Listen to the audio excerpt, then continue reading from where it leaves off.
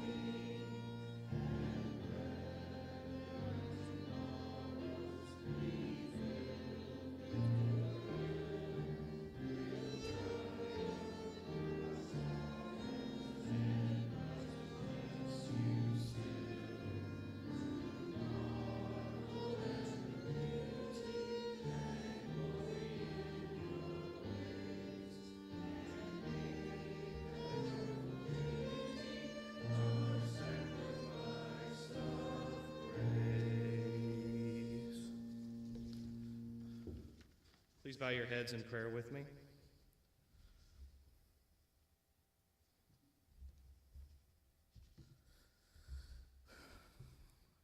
Heavenly Father, O Lord, visit us today with your presence.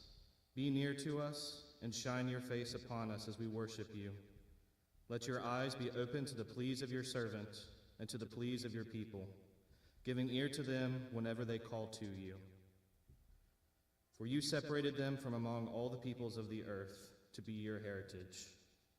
We pray all this in the name of your Son, Jesus Christ, who taught his disciples to pray, Our Father, who art in heaven, hallowed be thy name. Thy kingdom come, thy will be done, on earth as it is in heaven.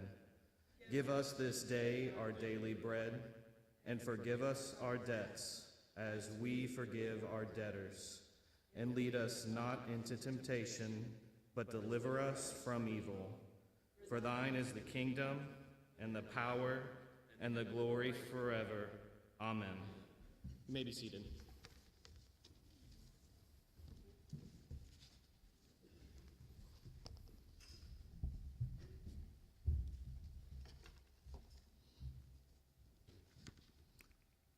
We have the privilege of coming together to worship a holy God, and we are an unholy people, and therefore we should come before him and confess our sins. Now I will read the confession that's in your bulletin, and then we'll have a few moments of silent confession of sin. From Ephesians 2, verses 1 to 3, And you were dead in the trespasses and sins in which you once walked, following the course of this world, following the prince of the power of the air, the spirit that is now at work in the sons of disobedience, among whom we all once lived in the passions of our flesh, carrying out the desires of the body and the mind, and were by nature children of wrath, like the rest of mankind. Let's pray silently.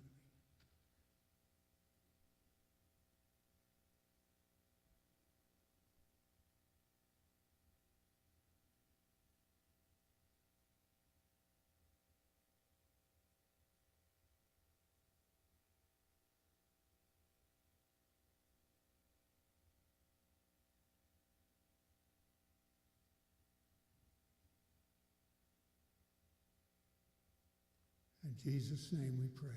Amen. But our God is gracious and merciful, and he extends his mercy to us as we confess our sins. From Ephesians 2, verses 4 through 10, we have assurance of pardon.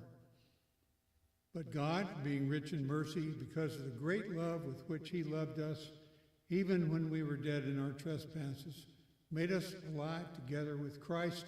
By grace you have been saved, and raised us up with him and seated us with him in the heavenly places in Christ Jesus, so that in the coming ages he might show the immeasurable riches of his grace and kindness toward us in Christ Jesus. For by grace you have been saved through faith. And this is not your own doing. It is the gift of God, not as a result of works, so that no one may boast. For we are his workmanship, created in Christ Jesus for good works, which God prepared beforehand that we should walk in them. Amen. Well, let's stand and confess our faith together from the Westminster Confession of Faith, chapter 3, part 5. Those of mankind that are predestinated unto life, God, before the foundation of the world was laid, according to his eternal and immutable purpose and the secret counsel and good pleasure of his will, hath chosen in Christ unto everlasting glory out of his free grace and love alone, without any foresight of faith or good works or perseverance in either of them, or any other thing in the creature as conditions or causes moving him thereunto, and all to the praise of his glorious grace. Please be seated. Will the children please come forward as Elder Joel Reed gives the children's sermon.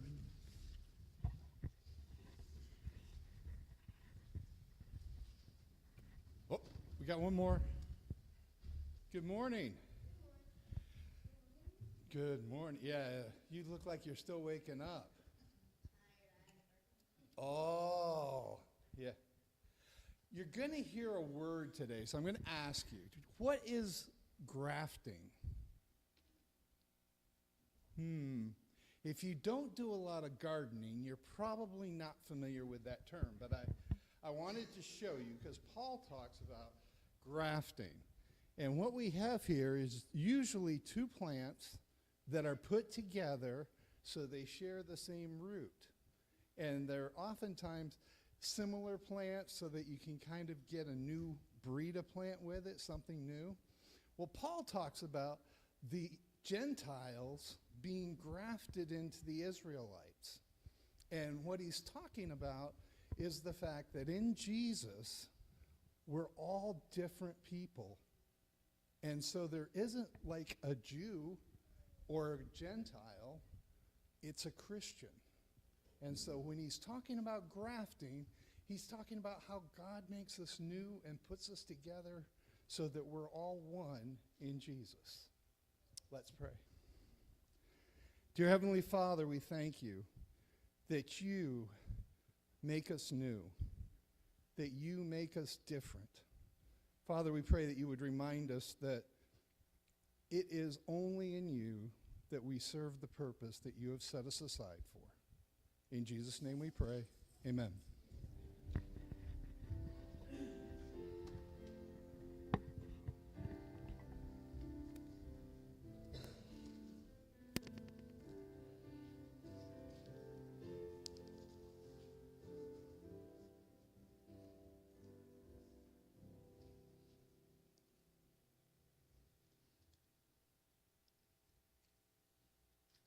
What a lovely word from Joel.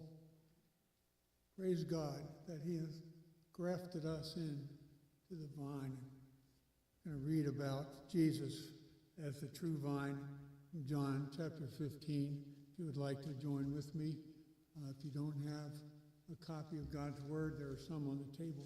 It's back here, and you're welcome to carry one with you if you need a Bible at home. I am the true vine, and my Father is the vine dresser.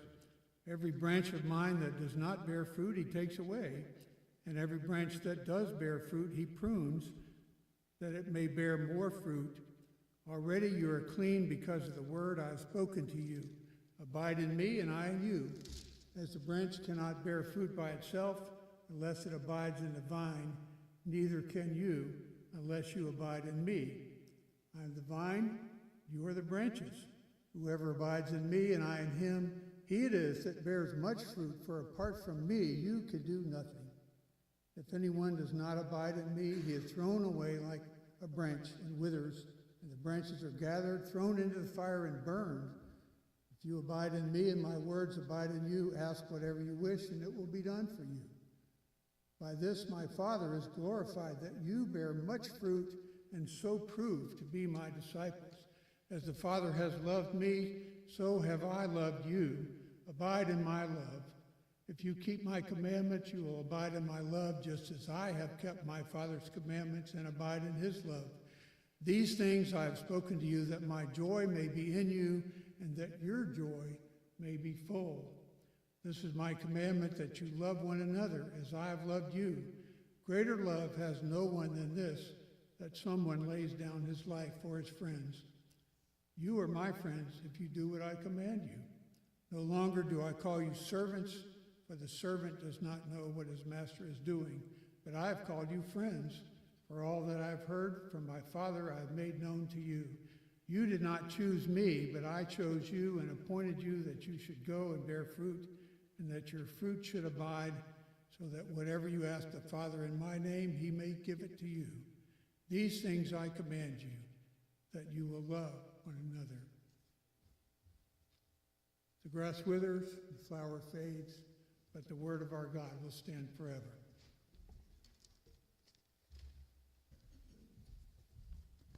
And now let us go before our God once again in prayer. Gracious Heavenly Father, Lord Jesus Christ, O Holy Spirit, we bow before you as the God who is holy, holy, holy. All the angels in heaven adore you constantly, worshiping you as is fitting.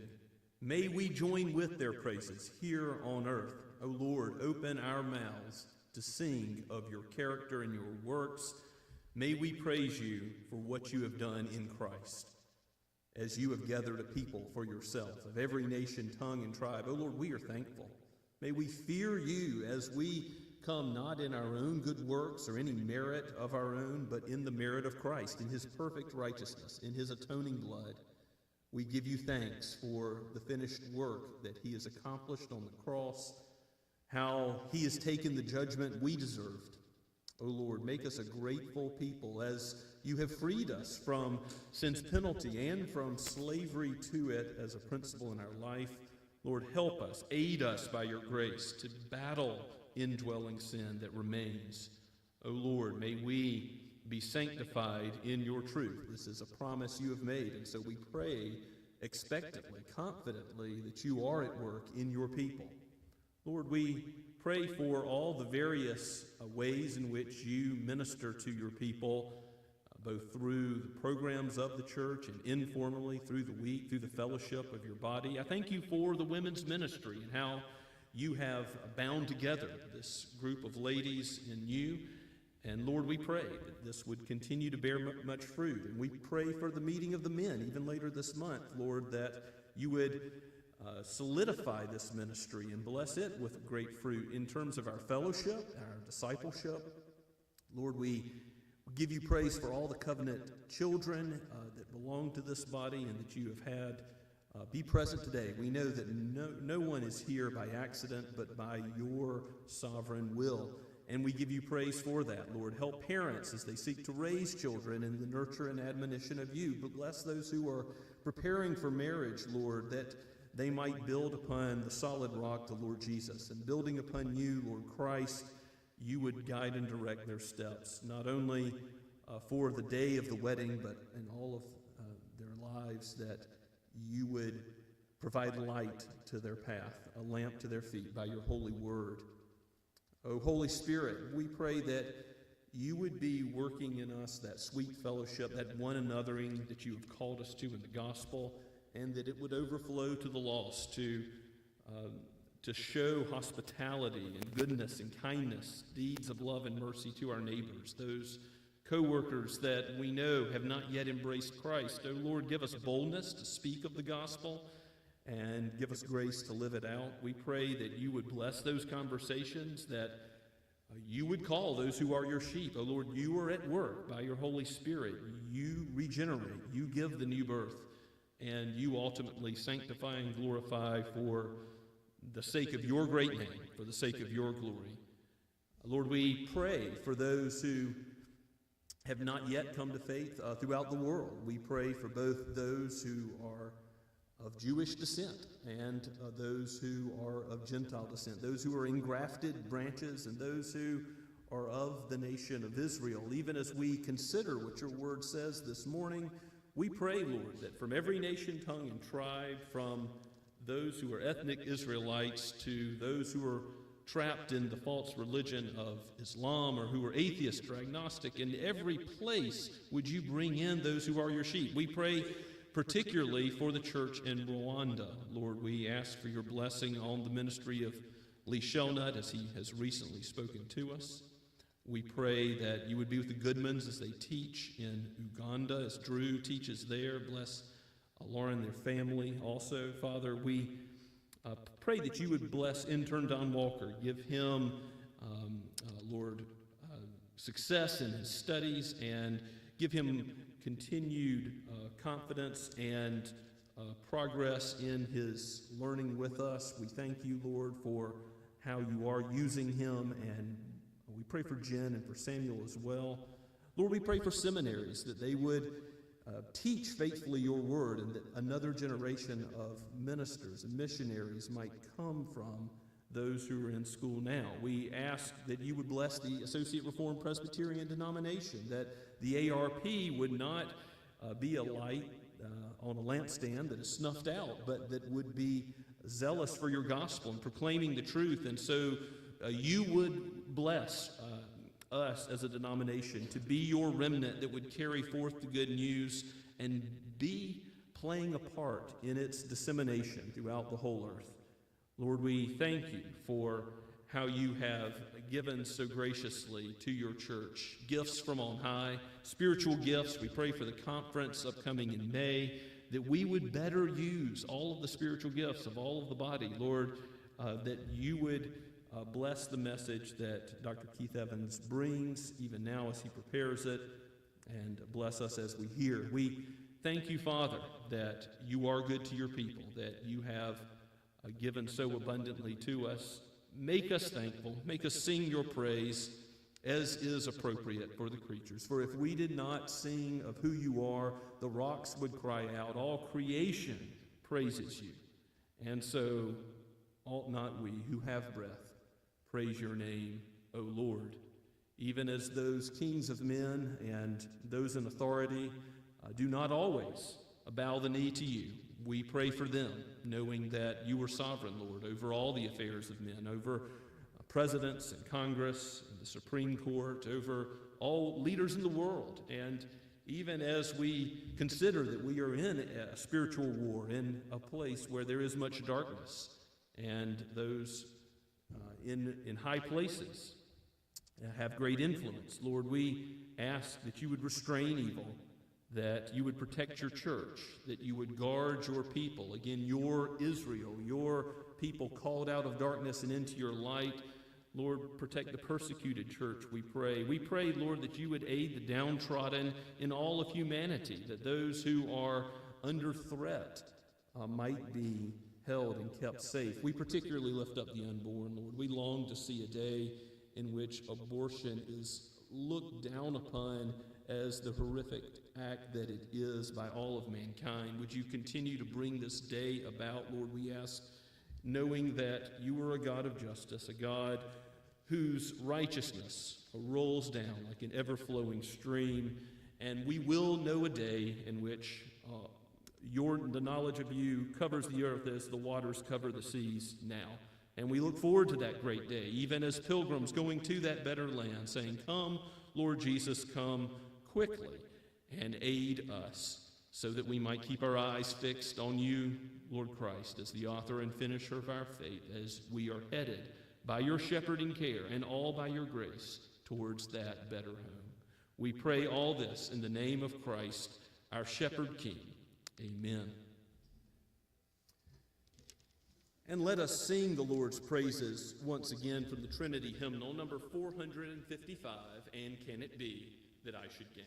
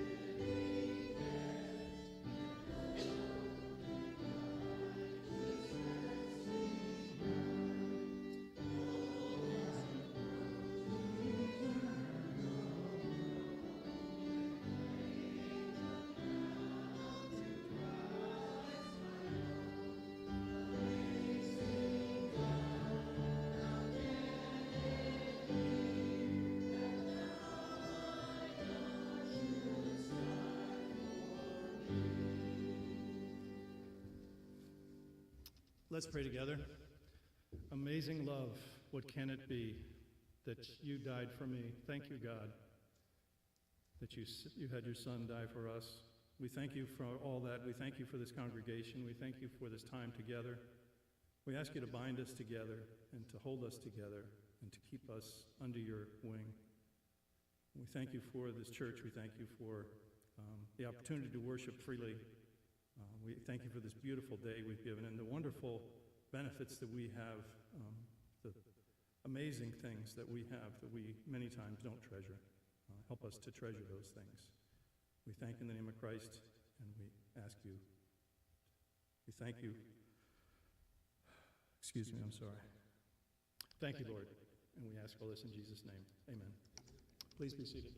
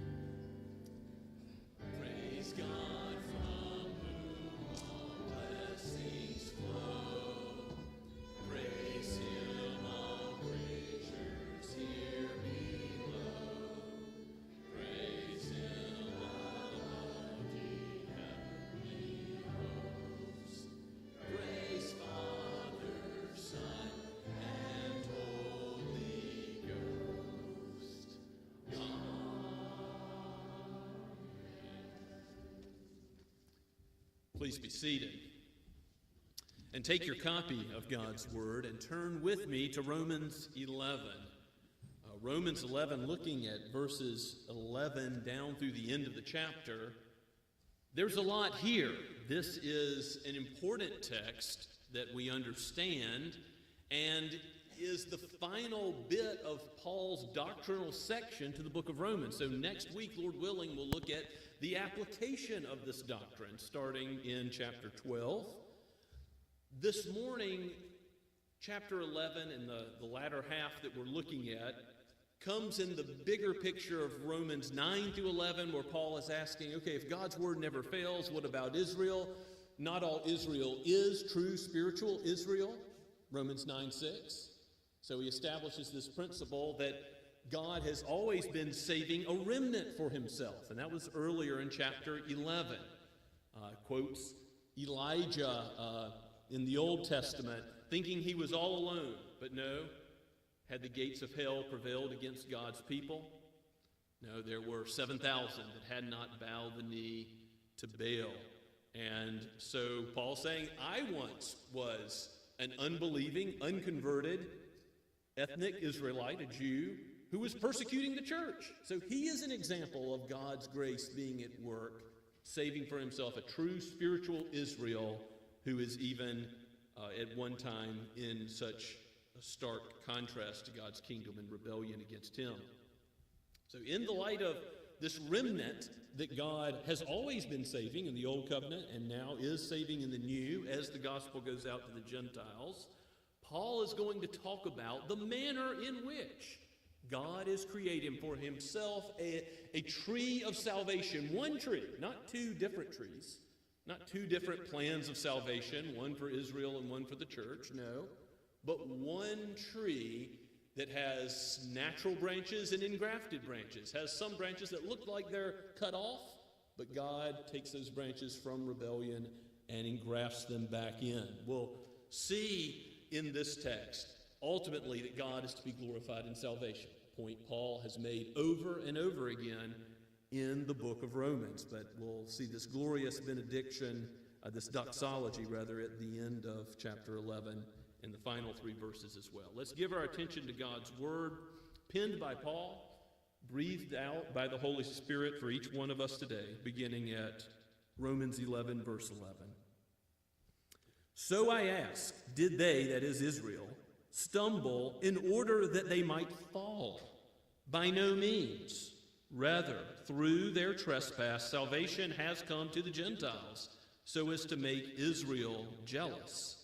Now, if their trespass means riches for the world, and if their failure means riches for the Gentiles, how much more will their full inclusion mean? Now I am speaking to you, Gentiles, inasmuch as I am an apostle to the Gentiles. I magnify my ministry in order somehow to make my fellow Jews jealous and thus save some of them. For if their rejection means the reconciliation of the world, what will their acceptance mean? But life from the dead. If the dough offered as first fruits is holy, so is the whole lump. And if the root is holy, so are the branches. But if some of the branches were broken off, and you, although a wild olive shoot, were grafted in among the others, and now share in the nourishing root of the olive tree, do not be arrogant toward the branches. If you are, remember it is not you who supports the root, but the root supports you. Then you will say, branches were broken off so that I might be grafted in. That is true. They were broken off because of their unbelief, but you stand fast through faith. So do not become proud, but stand in awe. For if God did not spare the natural branches, neither will he spare you. Note then the kindness and severity of God. Severity towards those who have fallen, but God's kindness to you, provided you continue in his kindness. Otherwise you too will be cut off. And even they, if they do not continue in their unbelief, will be grafted in. For God has the power to graft them in again. For if you were cut off from what is by nature a wild olive tree and grafted contrary to nature into a cultivated olive tree, how much more will these, the natural branches, be grafted back into their own olive tree? Lest you be wise in your own conceits, I want you to understand this mystery, brothers. A partial hardening has come upon Israel until the fullness of the Gentiles has come in. And in this way, all Israel will be saved, as it is written, the deliverer will come from Zion. He will banish ungodliness from Jacob, and this will be my covenant with them when I take away their sins. As regards the gospel, they are enemies of God for your sake. But as regards election, they are beloved for the sake of their forefathers. For the gifts and calling of God are irrevocable.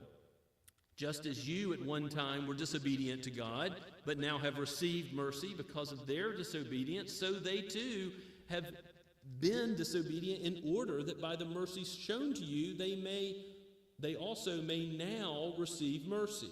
For God has consigned all to disobedience that he might have mercy on all. Oh, the depth of the riches and wisdom and knowledge of God! How unsearchable are his judgments and inscrutable his ways! For who has known the mind of the Lord? Or who has been his counselor? Or who has been given who has given a gift to him that he might be repaid? For from him and through him and to him are all things. To him be glory forever. Amen. Let's ask for God's help. Oh, Holy Spirit, how we need your word, how we need you, your presence every hour. Oh, Lord Jesus, be present with your people and guide and direct our thoughts into what is true. and guide and direct our hearts to have a zeal as you have a heart, a zeal for those who are your enemies, those who are opposed to your kingdom. Lord, bring in those who are your elect, even now, as your word is preached. Sanctify your elect in the truth, as you have called them by your kindness, your mercy, and your grace to trust in you. O Lord, give more faith, give more grace, until you shall lead us all the way home in your great faithfulness. We pray all this in Christ's name. Amen. Israel and the Gentiles, one olive tree. There's been a lot of misunderstanding of this text, and I want to be clear about what it does not mean. Obviously, Paul has been seeking to establish in the whole book of Romans that the gospel is for Jews and Gentiles, that all are guilty due to sin, all are accountable before God, and only Christ saves. That's been his whole point in the whole book, as he talks about how in the first 3 chapters sin applies to all. There's no exception for those who are ethnic Israelites getting special treatment, and how Christ is the solution for all, as he talks about justification in chapters 3 to 5 in particular. And as we look at this chapter, he's answering the question, has God's word failed? No, it hasn't, because Israel, there's still a remnant being saved through them, but he's also going to address Gentiles in general, and particularly those Gentiles in Rome. So we're going to see that Paul doesn't just have a heart for Israel, as we've already seen a couple times at the beginning of chapters 9 and 10. That's evident. Paul does have a heart that Israelites, his fellow countrymen, be saved. But we also see he's the apostle to the Gentiles, as he says in verse 13. He longs to see those who are opposed to God, who are not ethnic Israelites, be saved as well. And he goes with the gospel to the ends of the earth to do that. He knows that's his calling. But in verse 11, if you go back to the beginning of our text, he asks, did Israel stumble, meaning the large rejection of Jesus as Messiah by the Jews, in large part, did they stumble in order that they might fall, that no Jews would be saved? Well, no, that's not true. Paul's already given the autobiographical argument at the beginning of chapter 11 that he himself was such a rebellious ethnic Israelite, and he has been saved as a trophy of God's grace. Nothing about his good works, but all due to the grace of God. 11 verse 6 says, you know, the very definition of grace has nothing to do with you. For grace to be grace has nothing to do with works. So did Israel all reject Christ as Messiah? No. In Rome, there's also ethnic Jews, probably more Gentiles, but there are Jews who have been converted and believe upon Jesus as Messiah. And Paul says this is not so that Israel will stumble, be cut off, and the gospel goes to the Gentiles and no longer goes to Jews. That's a central part of this section of chapter 11. The gospel is going to the Gentiles, but also to the house of Israel. But there's a way in which Paul explains it that is more simple than God saving one Israel, one people for himself, and it contains both Jews and Gentiles. It goes further than that. So he says in the latter half of verse 11, rather through their trespass, salvation has come to the Gentiles so as to make Israel jealous. Now remember, Jesus first brought the good news of the gospel to who? Lost sheep of Israel. First to the Jew, then to the Greek. And this order of things was by prophetic design, by God's design. But when Jews largely rejected Christ as Messiah, and Gentiles are being brought in on the day of Pentecost and afterwards, as we read about in the book of Acts, we see all sorts of people groups embracing the gospel, people of other languages. The apostles are given the tongues, the languages to talk in and to speak the gospel, and many believe. And in that context, the Gentiles are to make Israel jealous of what they have, that Israel had all the opportunity to have, but doesn't have. So that's part of God's design too, And Paul further explains this in verse 12. Now, if their trespass means riches for the world in the John 3:16 sense, all those who are opposed to God, the world in opposition to his kingdom, the world receives riches. The Gentile world, particularly, if their failure means riches for the Gentiles, how much more will their full inclusion mean? Now, Paul's talking about the full inclusion of Israel. If God can give his gospel to the Gentiles, well, can he give it to those who had the benefits of the promises and all the gifts of the covenants? Yes. How much more sweet will it be? How much more glorious will it be when those Jews believe the promises that were given in a special way to this people in the Old Covenant? But Paul pauses to talk in verse 13 about the Gentiles who he is ministering to. And again, there's many of these in the book of Rome, many of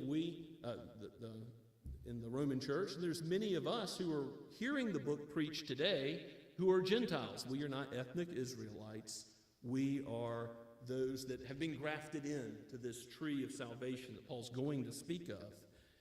He says, I'm an apostle to the Gentiles. I magnify my ministry, verse 14, in order somehow to make some of my fellow Jews jealous and thus save some of them. Now notice, first of all, this is not a comprehensive saving of all ethnic Israelites. This is not a statement by Paul which is meant to say all Jews will be converted before the end of time. He's saying, I want some of them to be saved. Who? Not all Israel is of Israel. The spiritual elect, those who are God's people, the remnant, the remaining part.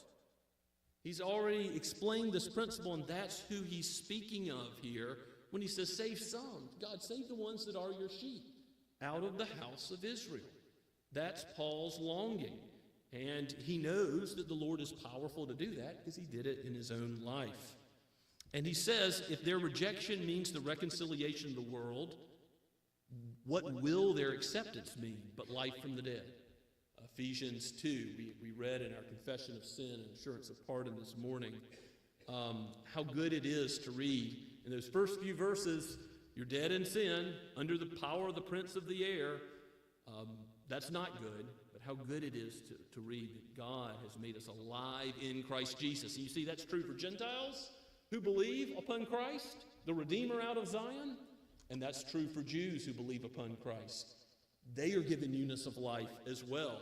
And so God is glorified even as those who rejected the Messiah believe and are given the new life that is ultimately to God's praise of his glorious grace.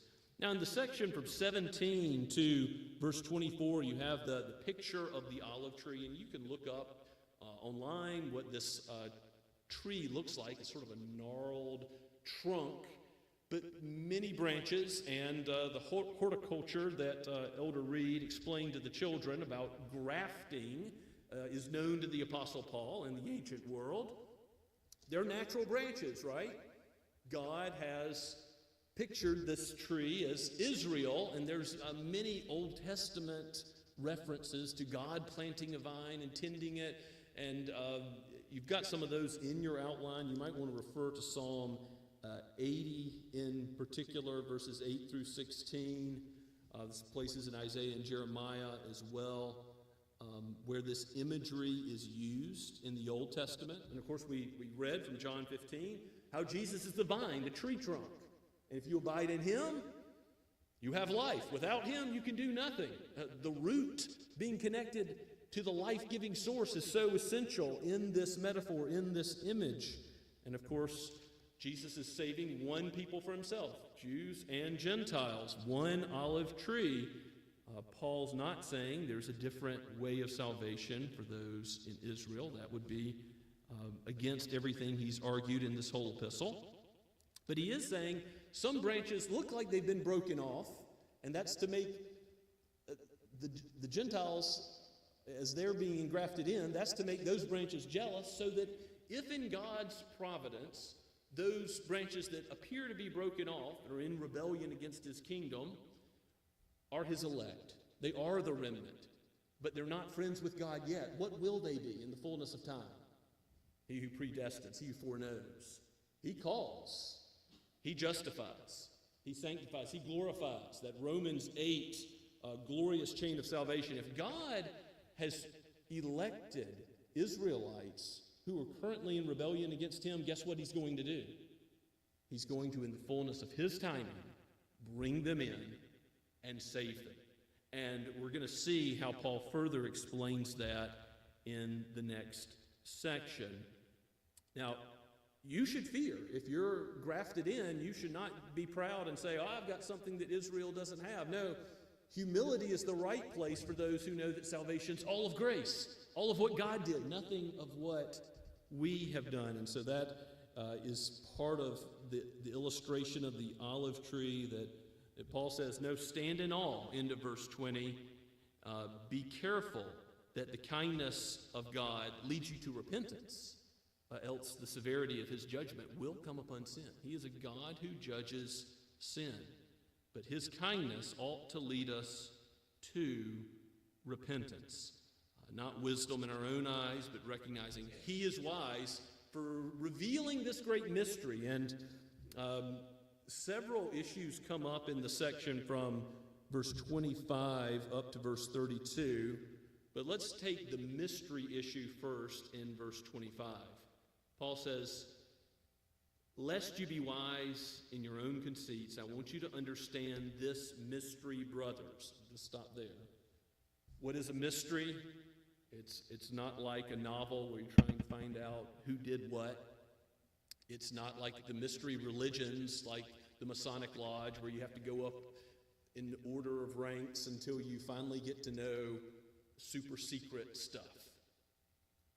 It is a revealed truth that only God could reveal. Every time Paul uses the word mystery, it is connected to Christ and the mystery of how his redemption applies to all people, Jew and Gentile, but it's an open secret. You might not have predicted it, but it's true and it's in the Bible, it's in the Old Testament, but now it's plain to all. I want you to understand this mystery, brothers, Paul says. Partial hardening has come upon Israel. Now, he's just stating the facts. It seems as if, on the whole, Israel is hard to the gospel, and only a few have been saved until the fullness of the Gentiles has come in. Now, some people believe, and this is true in Reformed camps, not just the dispensational folks who see two different paths of salvation for Israel and the church. That's unacceptable biblically. That's unacceptable in the book of Romans in the context of the whole epistle. But there are folks who understand salvation by grace in Christ alone, one people of God, one olive tree, that see this passage as referring to prophetically a mass conversion of many Israelites before Christ comes again. Now, if that happens, I will not be sad, because I want to see mass conversions of all sorts of people, including Israelites. I want us to have, as a church, a desire to see Israelites and non-Israelites, Jews and Gentiles, converted, and for some of those to be massive works of the Holy Spirit. We serve a great God, and we can pray great prayers, so that wouldn't make me the least bit sad if that comes about, as some theologians who are my heroes do believe. However, that's not what I read in the text here. I do think that Paul has a consistent idea of spiritual Israel here, as we've seen earlier in the epistle. Not all Israel is of Israel, Romans 9:6, and elsewhere in his epistles. When he says, all Israel will be saved, in verse 26, he's talking about not the timing, but the manner in which all Israel will be saved. And the ESV gets this right in its translation. It says, and in this way all Israel will be saved. And he quotes the Old Testament. But the fullness of the Gentiles coming in seems like a time thing. That happens. And then later in redemptive history, Israel will come in. So I see where that favors the view that these things are in temporal order. But Paul's focus is not on prophesying out for thousands of years in the future. He's thinking about those in the church at Rome, both Jews and Gentiles, as he's already addressed both in this chapter. He is thinking about the way in which they'll be saved, which is how. They see the Gentiles getting the riches of the gospel, and they're made jealous to where they too want these covenant promises that have been delivered down to their people throughout the ages. In this way, all Israel being saved also has a Greek construction logic that is difficult to explain, and you probably don't care. You can read about it if you want more information, but there's other versions that say so or then, that put this in time order, but that's probably not correct. The ESV is rendering it well when it says, in this way, all Israel will be saved. And then you notice that the quotation that is in the latter half of verse 26 and 27, the deliverer coming from Zion will banish ungodliness from Jacob. Okay, that's Israel related. And this will be my covenant with them when I take away their sins. Well, that's related to all who have faith in Christ, Jew and Gentile, the freedom from sin.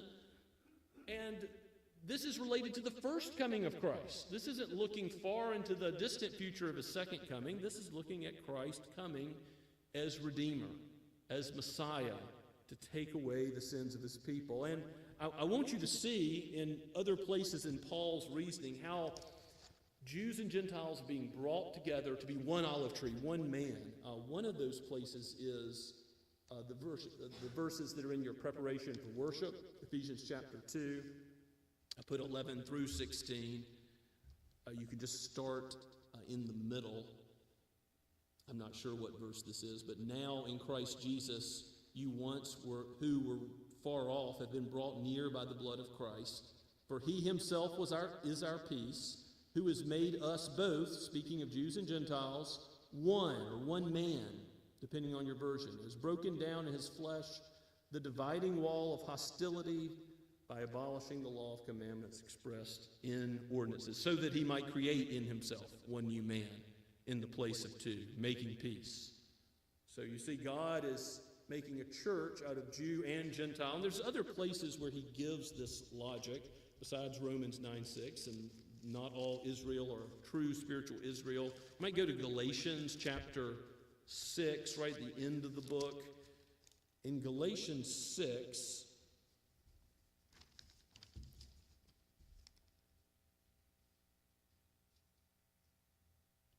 verse 16, as Paul's concluding the letter, he says, as for all who walk by this rule, now he's speaking to Jews and Gentiles, peace and mercy be upon them and upon the Israel of God, the people of God. One Israel, one new man made out of Jews and Gentiles.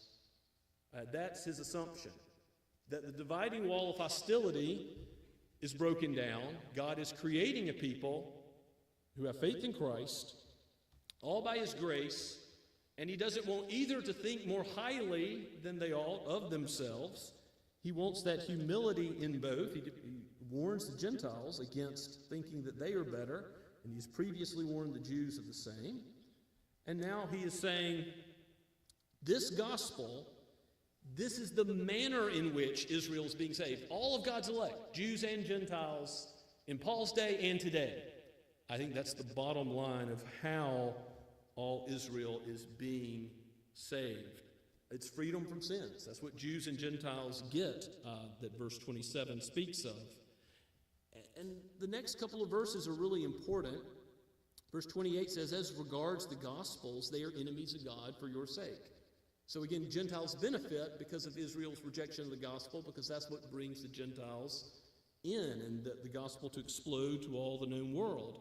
But as regards election, they are beloved for the sake of their forefathers. Now, that is not saying that God loves Israel because of their Jewish blood. Remember, Paul's argued against this many times. What it is saying is, if he's elected some who are currently enemies of the gospel, then why are they still God's enemies now?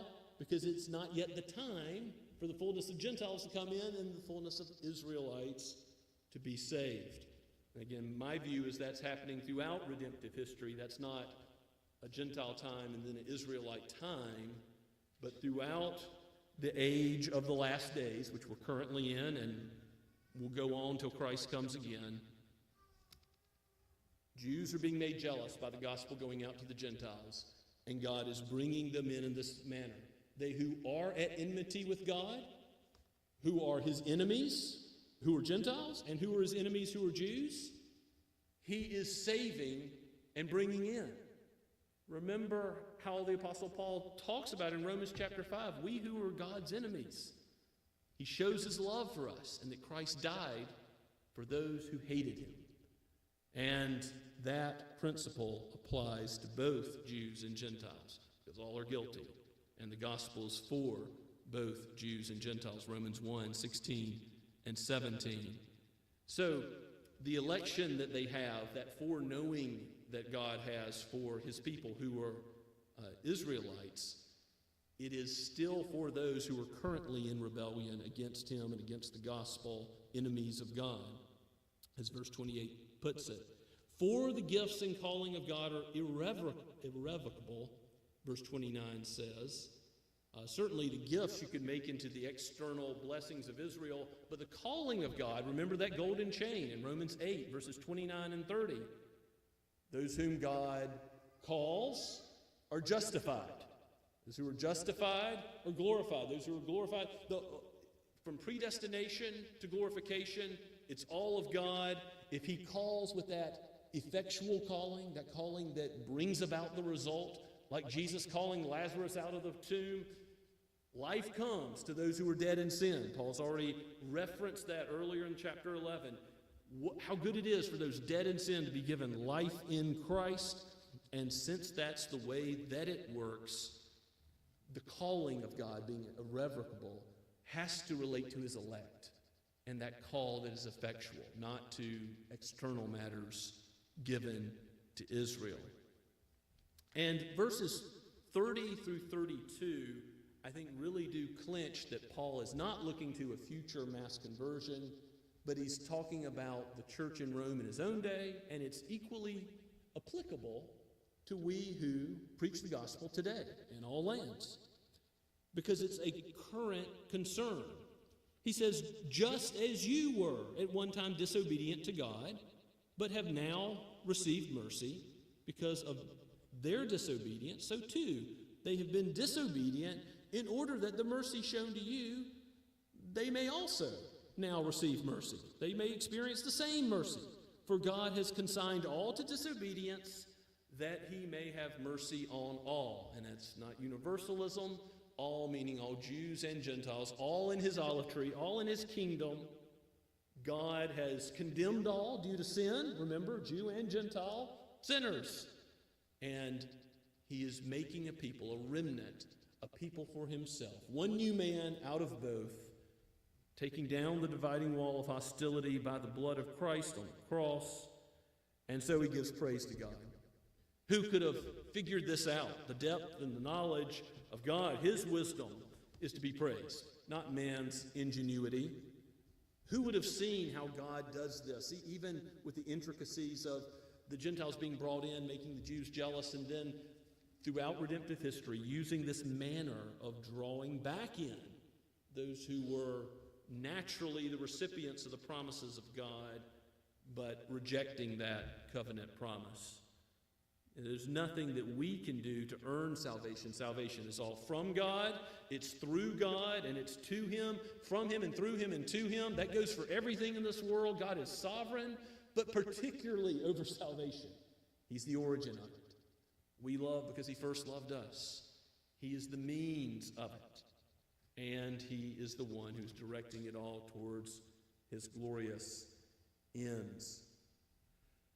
Some application. This is not a book of the Bible, a section of Scripture that should lead us to treating foreign policy in any particular way. It's not relating to the 1948 creation of the State of Israel or the 6 Days War or anything else you've read in the newspaper since. This is something relating to the gospel that ought to remind us to have a heart for the conversion of Gentiles, those opposed to God's kingdom, who are without any ethnic Israelite blood, and Jews who have rejected the Messiah but are being brought in this manner. For God is saving all of his Israel, all of his elect, by the gospel and by his wisdom, by his power and might. So we ought to be praying for all sorts of people. We ought not to be becoming haughty and thinking, oh, the gospel should only go to these types of groups that I like, the sorts of neighbors that I want to see come to Scots Kirk. No, the gospel is for all types of people, and those who are needy often find that they see their need the most. God needs to receive the glory in our own salvation. Certainly this doxology ought to remind us of that. But also we need to be glorifying God as he calls us to give the gospel to others. As a church, are we being appropriately minded towards preaching the gospel to our covenant children? I hope so. Those who grow up with the promises. But are we also giving the promises of the gospel to our neighbors, those who really don't know anything about Jesus, those who really don't know the story of redemption, the stories of the old covenant and God's promises there? We ought to give the gospel to all people, knowing that the Lord is the one giving the increase. May God grant us a membership in spiritual Israel and to glorify him as we are faithful, spreading his kindness to sinners, to others. Let's pray together. Father, we give you praise for your word. We praise you for how Paul in his pen long ago wrote, according to the very guidance of you, O Holy Spirit. May we have a heart like his heart, that loves the lost, that seeks their salvation as our own, that seeks the salvation of those who grew up in the church and those outside of the church, for those who are ethnic Israelites and Gentiles. Lord, may your gospel go to the ends of the earth, and would you do the work of calling people to yourself. Those who are your enemies, would you call your friends? May we give you praise. In Jesus' name, amen. And as we come to the table, we certainly have opportunity to witness the gospel and glorify God in it. Before we come, we're going to sing the first two stanzas of Behold the Lamb from Blue Notebook, page 1, and then the last two stanzas after communion. Let's stand as we sing.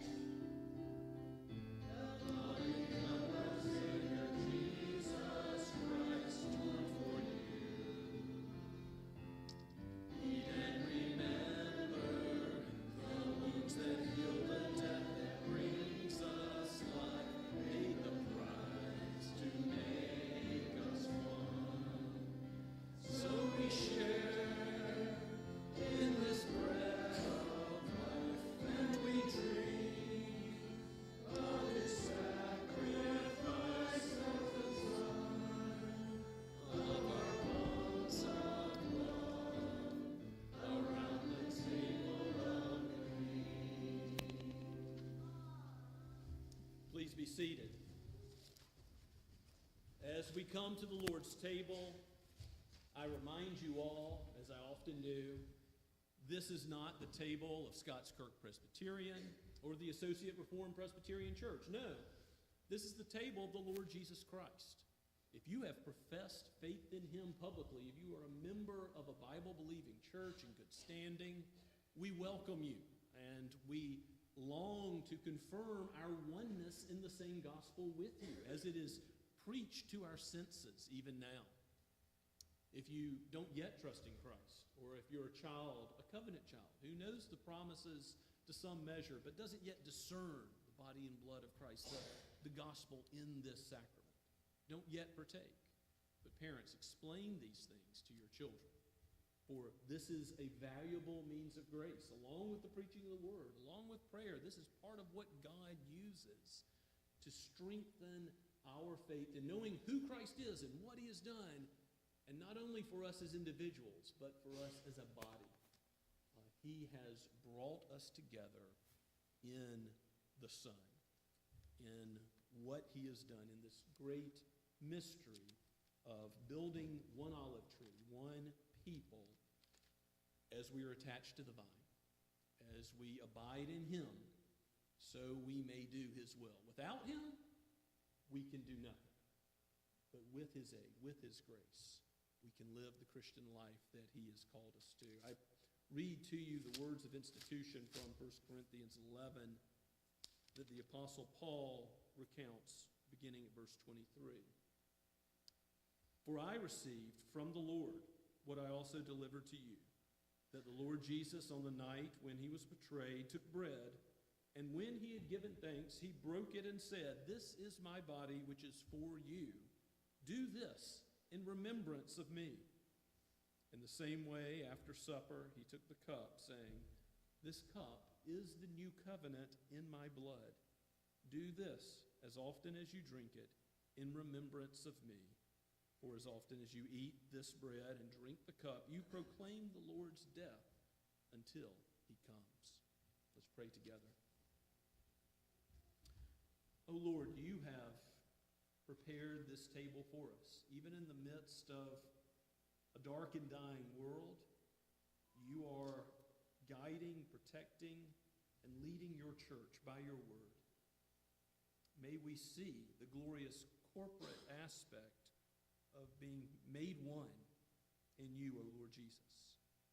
And may we live, O Holy Spirit, according to your grace, as befits disciples of the most kind one.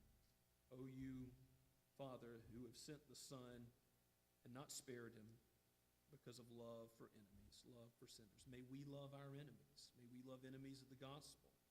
May we love with that same sort of love by which you have loved us. May we love others. Give us understanding of the gospel, even by these means that you have ordained, for you know our weakness. You know that we need this instruction. And we pray that you would use these common elements and set them aside for holy use as you intend, O Lord our God. We pray in Christ's name.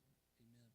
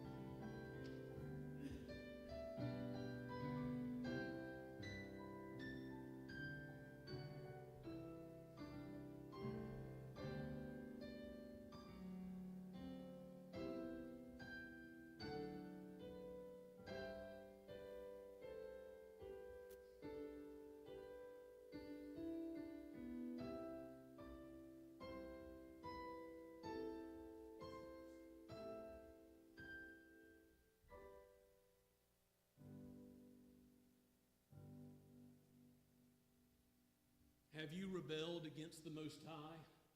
All of God's people know their need of the gospel and say yes. And even the evil one may bring up our sins before our face, but the Lord Jesus says, it is finished. It is paid. His blood is shed for the forgiveness of our sins. The covenant promises are for us, the body of Christ. May we rejoice and give thanks to him.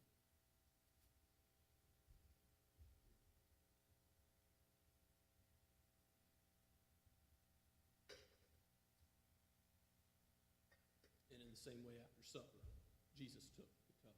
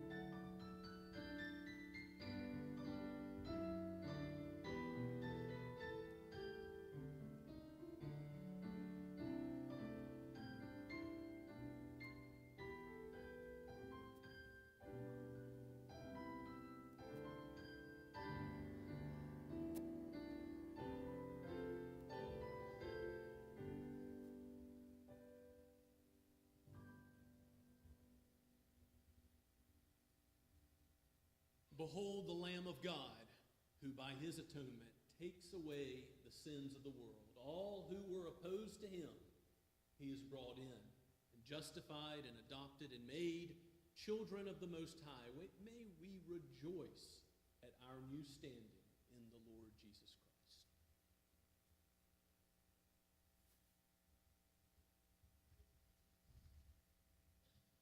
Let's pray together. Oh Lord, we thank you for your wisdom in the gospel, in this meal, as it presents Christ to us anew.